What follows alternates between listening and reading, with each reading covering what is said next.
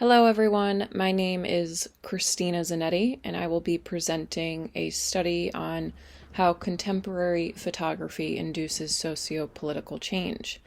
My main focus for this research was that on Diane Arbus, Francesca Woodman, and Nan Goldin.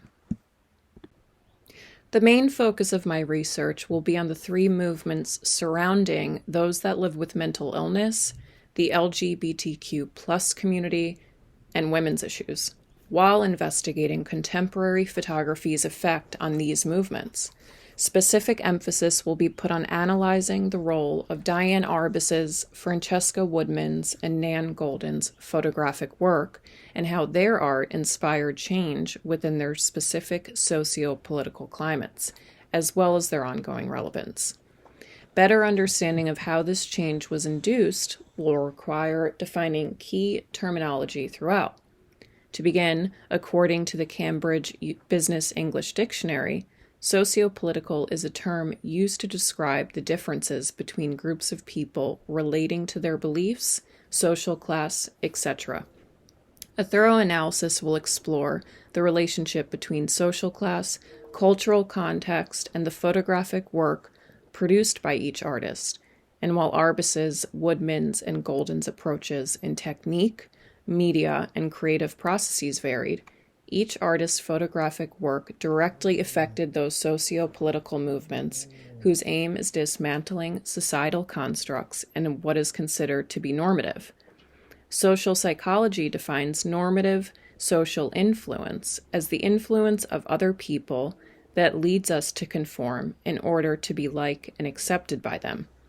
Each of these photographers eloquently documented marginalized groups, refuting normative social influence by highlighting the importance of proper representation for all people. The National Collaborating Center for Detriments of Health defines marginalized populations as groups or communities that experience discrimination and exclusion, social, political, and economic exclusion, because of unequal power relationships across economic, political, social, and cultural dimensions. To begin, we will be looking at Diane Arbus and her early life in the New York City upper class. Diane Arbus was born Diane Nemiroff in 1923 and began her photographic career in the editorial and commercial sector. Having been born into a wealthy Jewish family based in New York City, Arbus lived her life not on the fringes of society, but rather engulfed within the center echelon.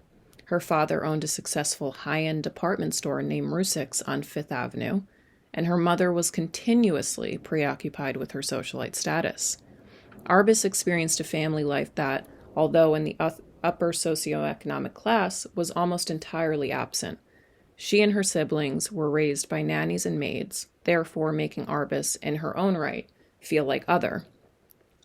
Looking at her photographic career and her transition from editorial to fine art, she left the commercial photography industry and ventured into her own individual career in fine art practice.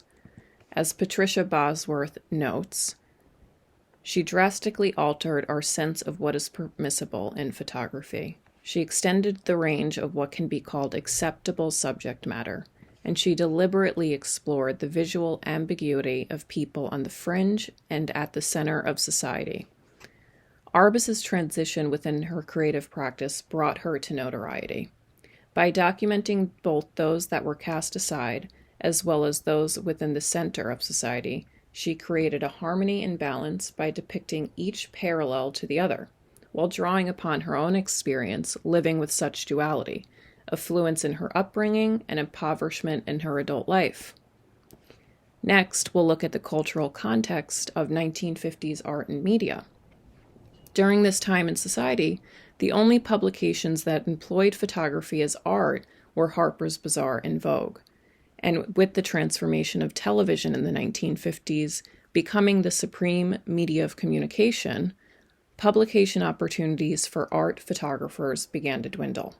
The Saturday Evening Post, the Ladies' Home Journal, Life magazine, amongst others, were focused on only presenting idealistic photo essays, that which Arbus was unconcerned in supplying. After viewing the cinematic production by Todd Browning titled Freaks, Arbus's focus became clear. She was enthralled by the actual depiction of those in society labeled as freaks, because they challenged what was conventional and deemed as acceptable, both visually and societally, within the mid-20th century. At this time in both Arbus's career and American society, sociopolitical activism was mobilized at an unprecedented pace.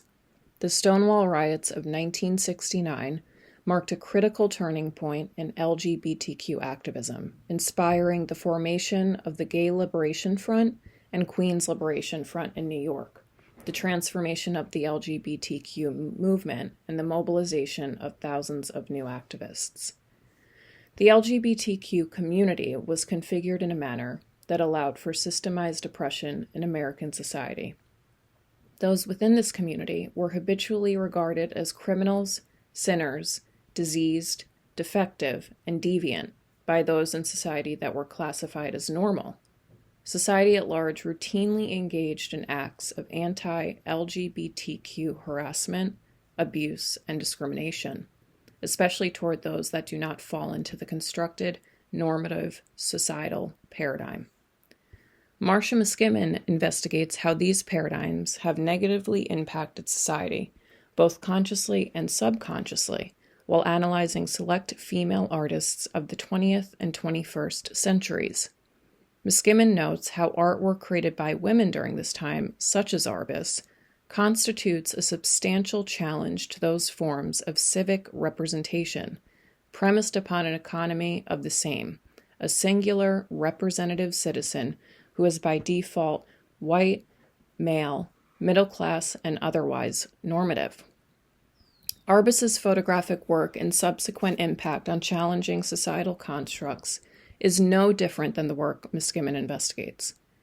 Being a part of the homophile movement of the 1950s and 1960s, Arbus directly challenged society by making them look at what made them uncomfortable, challenging their perceptions, beliefs, and in turn, selves, while also giving a platform to her subjects to be visible, represented, and accepted within society. Although Arbus's work was negatively criticized and physically spat on while on view at the Museum of Modern Art by its patrons, she, along with the homophile movement, laid the foundations for the Stonewall Riots by changing the consciousness of the community and the country, challenging the gender and sexual oppression of the United States society, and promoting the notion that the LGBTQ people were entitled to freedom, equality, and justice.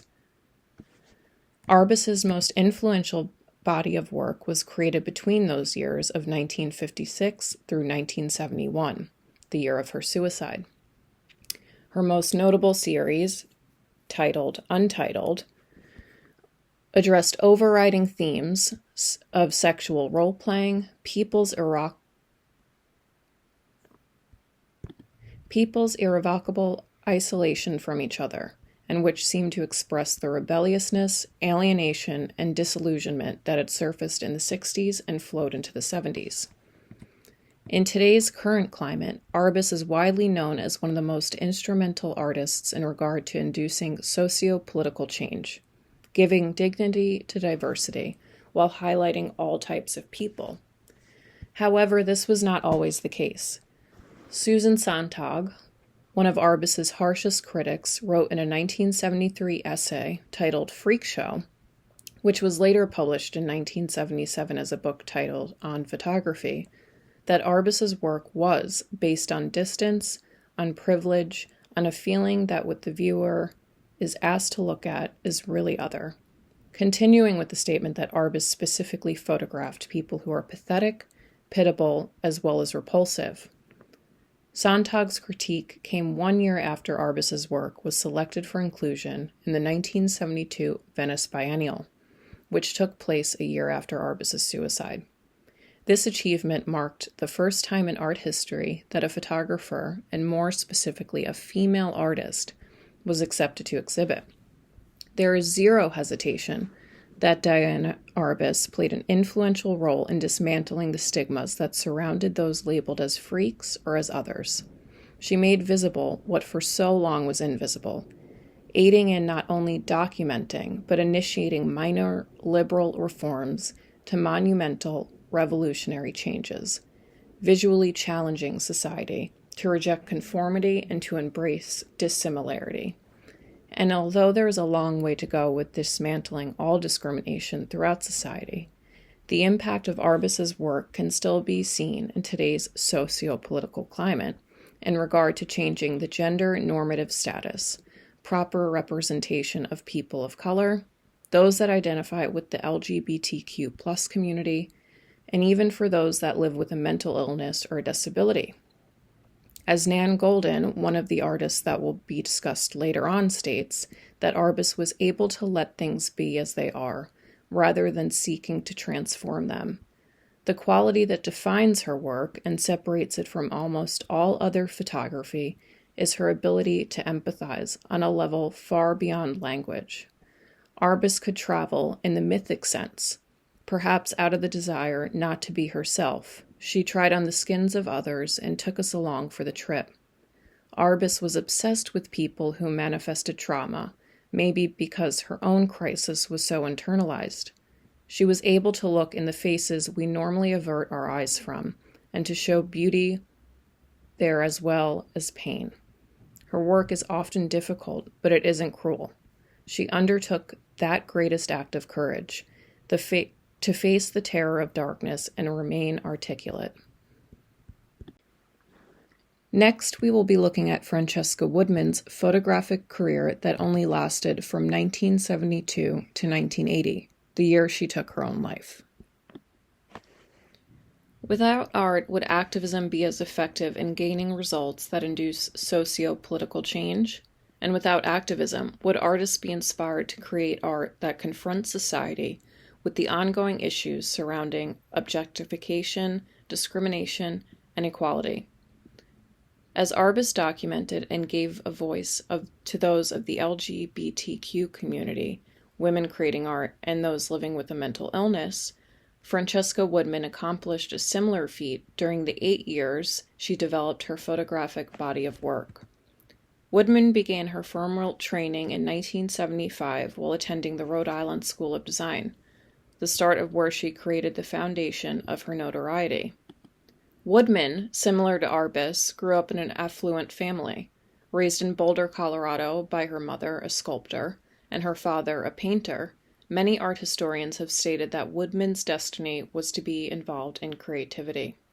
Between spending their summers in Italy on their family farm while on break from attending the Abbott Academy, a private boarding school located in Massachusetts, she began to develop her photographic skills and increasingly became enraptured by the photographic art form. At just 13 years of age, Woodman took her first self-portrait, the first of many where she mainly captured herself in a way that could help explain the self by revealing previously unnoticed realities. Challenging and subsequently changing how photography was approached and practiced, Woodman diverted from the traditional practice of strictly following the rule of thirds, transforming the photograph as a means of communicating. She used technique effectively to disturb the parameters of space and time typical of her medium, thus making her viewers contemplate the notion of self, identity, alterity, and society's practice of wearing a second skin. By bringing to life the concept of coexisting realities, visualizing the surrealist ideals, much of what her work was based on and informed by, Woodman investigated this idea of multiple identities coexisting within the self. The self, with all of its intricacies, projecting outward onto its surrounding environment, Woodman visually displayed an ever-evolving encapsulation of how the self influences its environment and, in turn, how the environment affects the notion of self. While Arbus directly highlighted marginalized groups of people and their lack of rights, Woodman highlighted similar themes through investigating her sense of self, addressing the problem of the meaning of a cage for a body it holds, that is space really squared, What does it feel like to be on display? What does forever feel like? What would it be like to be eternally the center of someone's gaze?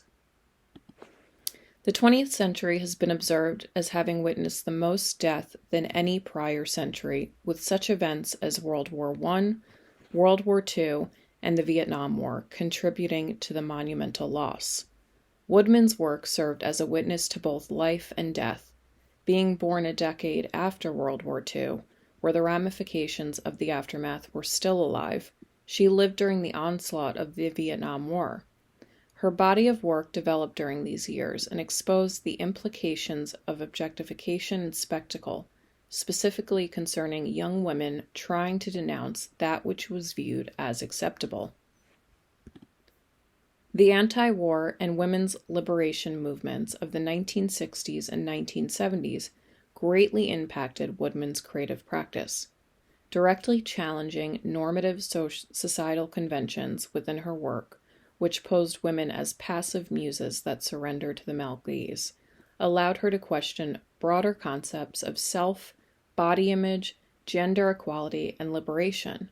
She positioned herself as assertive, using her own body as a personal motif within her compositions, shielding herself from the male gaze by presenting her body in an often obstructed and animalistic manner. Being regarded as one of the most influential artists in the feminist avant-garde, Woodman sought to address broad political issues.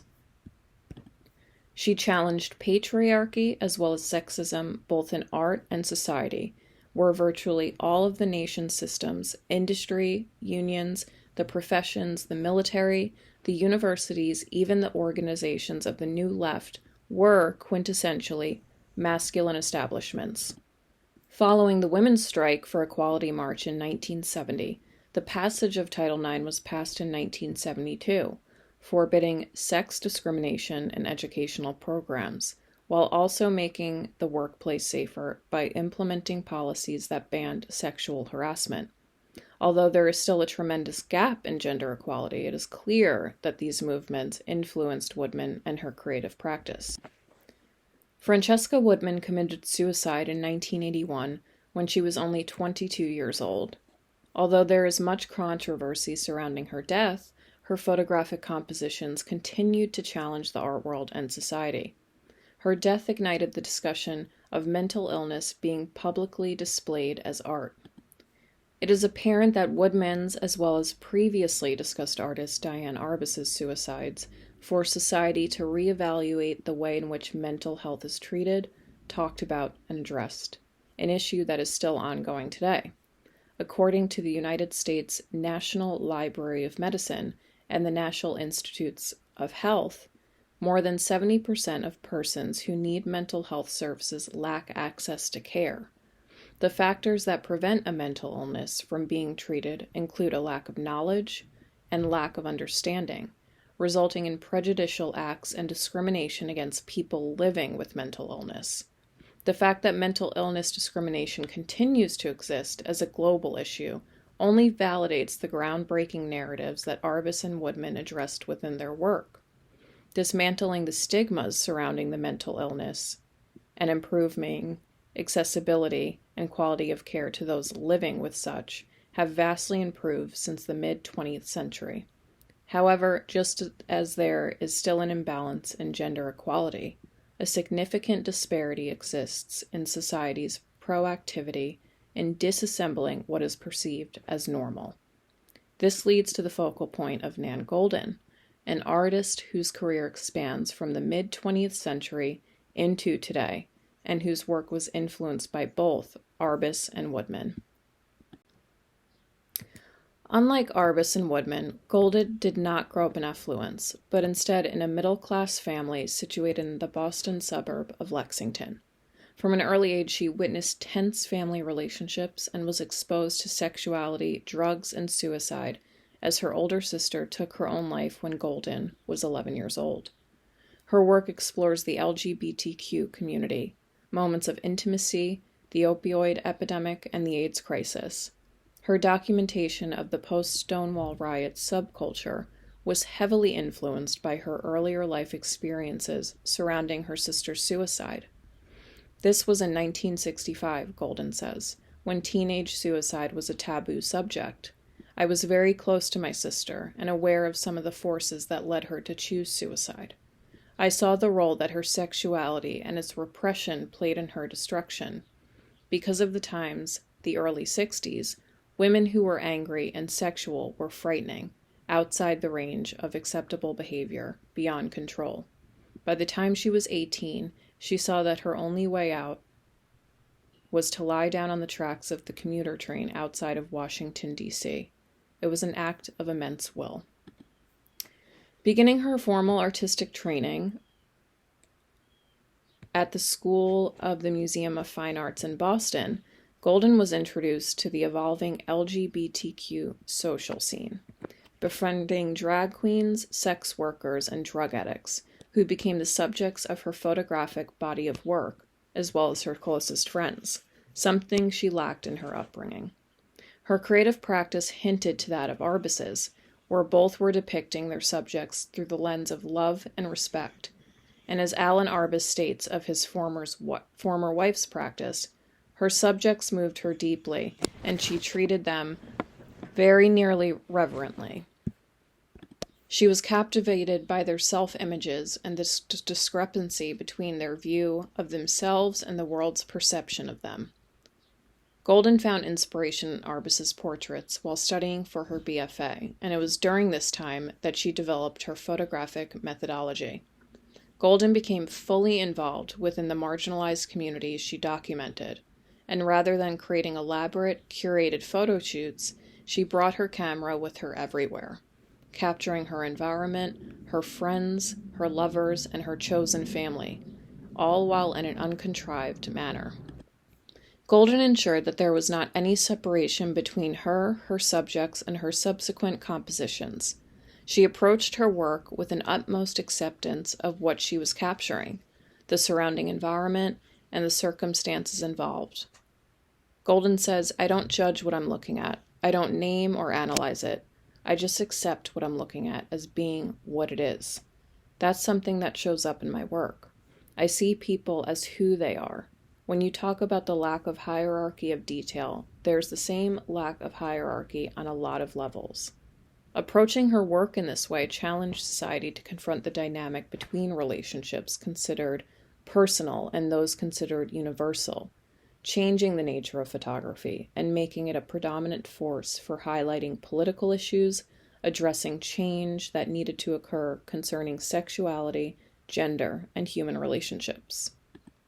The AIDS and opioid epidemics began in the late 1970s and were most notably documented in New York City by Goldin.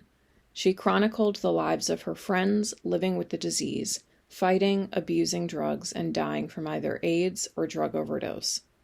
Capturing this subject matter brought about much controversy that surrounded Goldin and her work. Many claimed that her work glamorized a self-destructive lifestyle, and some of her images still remain censored from the public. In 2012, a renewed exhibition of her series, The Ballad of Sexual Dependence, was due to open in Rio de Janeiro. However, when the primary sponsor of the exhibition, the Brazilian cell phone company High Future, became aware of what the subject matter entailed, the exhibition was deemed unsuitable for the public, thus canceling the exhibition last minute. Goldin is equally one of the most celebrated and controversial photographers known for documenting underground society, her role in AIDS activism, and most notably for her project titled The Ballad of Sexual Dependence, a compilation of 127 images that document the relationships between men and women and men, women and women within intimate settings, accompanied by text written by Goldin. Goldin examined the complexities involved in sexual, societal, and political differences, while confronting the public to truly look at those who are non-heteronormative and thus disregarded by society, forcing her audience to observe a reality that would rather be ignored, a reality that was seen as unfit for society at large. She rejected technical brilliance in her compositions in order to display intimacy, vulnerability, acceptance, and truth, showing how the self split by virtue of its subjection to the will of another. What has long been viewed as solely position issues are slowly becoming valence issues. This progression is directly credited to the work Diane Arbus, Francesca Woodman, and Nan Goldin produced and shared with the global public, challenging that which has been mutely accepted in a society long dominated by the masculine normative influence. As Luc Sante stated when writing of Goldin in his critique, he declares that Goldin radiated interest and sympathy, but more than that, seemed to issue the challenge, "I dare you to be yourself." Without highlighting the abuse, discrimination, and severe mistreatment of those viewed as abnormal and unsuitable to be a part of regular society, these great changes and protections would have never been enforced. Although there is much change still needing to take place within our current socio-political climate, major steps were made so far with the help of artists such as Arbus, Woodman, and Goldin, challenging societal norms through their art and partaking in, as well as influencing, socio-political activism. As Griselda Pollock states in her reading titled Generations and Geographies in the Visual Arts, Feminist Readings, in the current climate, technologies and information systems are all too much part of the multinational conglomerated cultures that threaten to erase ideas of singular responsibility and relational identities. As the languages of collective politics leave the stage of history for a while, the questions of ethics and aesthetics join forces to create a significant role for artistic practices. Art directly impacts socio-political activism and brings about change, and in turn, socio-political activism has a tremendous influence on the creation of art. Contemporary art induces socio-political change and are, in fact, one and the same, acting as a continuous rotating cycle where each impresses their power on the other.